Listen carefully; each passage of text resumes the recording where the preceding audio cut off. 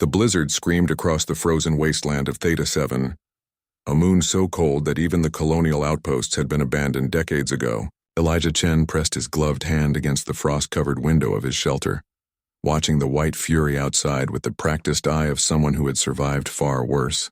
The veteran had chosen this desolate place precisely because nothing and no one ever came here. He was wrong. Through the howling wind, 3 massive shapes materialized, creatures that shouldn't exist, moving with desperate urgency toward his habitat dome. Elijah's combat instincts kicked in immediately.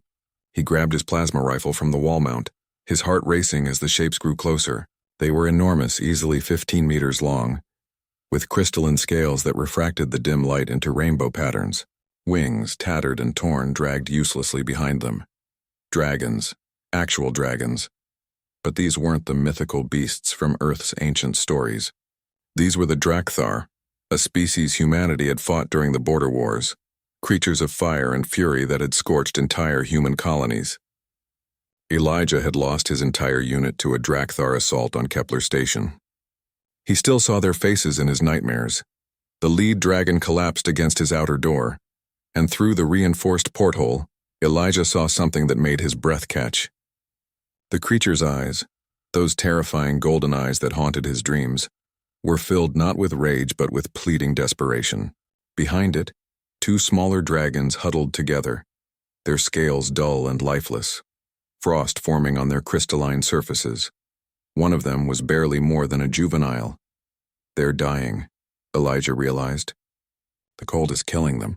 His finger hovered over the trigger. Every instinct screamed at him to let them freeze, to let nature take what the war hadn't.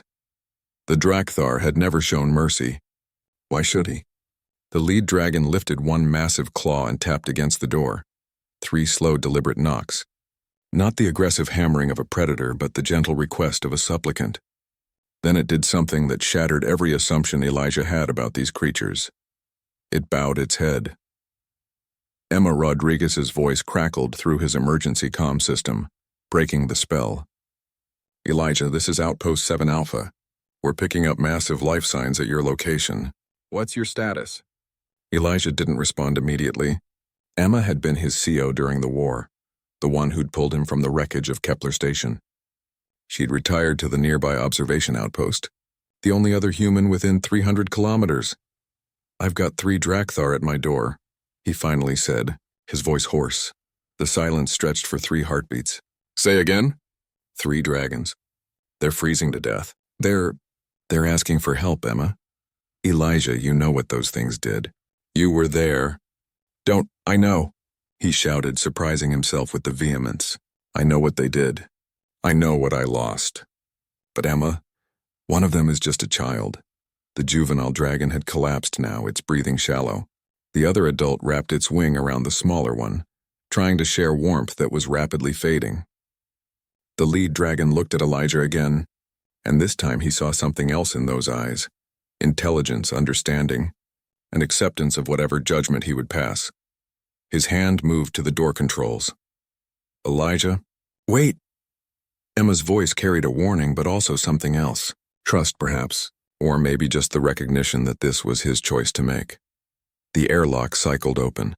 The blast of cold nearly knocked Elijah backward, but the dragons moved with surprising restraint. The lead one crawled forward, dragging itself across the threshold, followed by the other adult pulling the juvenile. As soon as they were inside, Elijah slammed the door shut and cranked the heating systems to maximum. For a long moment, dragon and human stared at each other. Elijah kept his rifle trained on the lead dragon's head, a kill shot if needed. The dragon slowly, carefully opened its jaws, not in threat, but to reveal something clutched delicately in its mouth. A universal translator disc, battered and old. The dragon placed it on the floor and pushed it toward Elijah with one claw. He picked it up with shaking hands and activated it. The device hummed to life, and a voice, deep and resonant, filled the shelter. We surrender, the lead dragon said, each word clearly painful. The war is over for us. We are refugees, fleeing those of our kind who would continue the fight. The child is innocent. She has never known anything but running. The dragon's voice cracked with emotion. If you must kill us, I ask only that you spare her. Send her to the neutral zones, please. Elijah felt something break inside his chest, a wall he'd built from rage and grief. He lowered his rifle. "What's her name?" he asked quietly. The lead dragon's eyes widened in surprise. "Kira! Her name is Kira!" Over the next hours, as the dragon slowly thawed and the juvenile's breathing steadied, Elijah learned their story. Not all Drakthar had wanted war. There had been dissenters, pacifists who had been purged when they refused to fight. These three were survivors of that purge, running from their own kind as much as from humans. Emma arrived by hoversled at dawn, her own rifle ready but lowered. She stood in the doorway of Elijah's shelter, staring at the scene before her. A human veteran sharing his rations with three dragons, the juvenile curled up near the heater, actually purring in her sleep. "You're going to start an intergalactic incident," Emma said. But there was a smile in her voice. "Good," Elijah replied, meeting her eyes. "Maybe it's time we shocked the galaxy a little. Show them what humanity really stands for." Emma knelt beside the juvenile dragon, reaching out to gently touch her crystalline scales. Kira stirred, opened one golden eye, and made a small, contented sound. "Humanity, fuck yeah," Emma whispered, shaking her head in wonder. Elijah grinned. Sometimes mercy was the bravest thing a warrior could offer, and sometimes the fiercest dragons needed saving too.